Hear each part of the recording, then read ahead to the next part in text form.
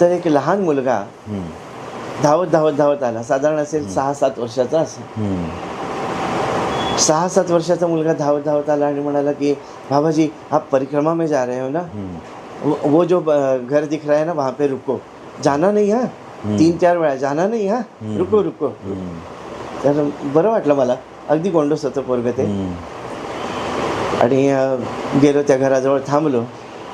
मग ते पार्लेजीचं पुडा घेऊन तो मुलगा आला. प्रत्येकाला पार्लेजी द्यायचा आणि त्याच्या पायावर डोकं ठेवायचं, प्रत्येकाच्या पायावर डोकं ठेवायचं. बरोबर. तर मला ते संस्कार बघितल्यानंतर खूप बरं वाटलं की हा किती घरामध्ये संस्कार आहेत की हा पायावर डोकं ठेवतोय. म्हणून त्याला जवळ घेतलं. तर तेवढे त्याची आई आली. म्हटलं आपके माता पिता बहुत धन्य है जिन्होंने आपको ऐसा संस्कार दिया. तर आईच्या डोळ्यात पाणी आलं. म्हटलं मैया क्या हुआ? तर म्हणे याचे वडील वारलेले आहेत, मला वडील नाही आहेत. आणि जेव्हा वडील गेले तेव्हा वडील कुठे गेले तर नर्मदा काठी गेले असं आम्ही त्याला सांगतो. त्यामुळे प्रत्येकामध्ये तो आपले वडील बघतो. बरोबर. म्हणजे अक्षरशः डोळे पाणवण्यासारखं.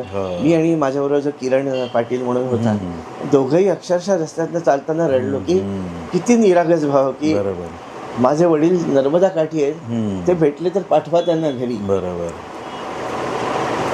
हा भाव हा माझ्यासाठी अनुभव होता.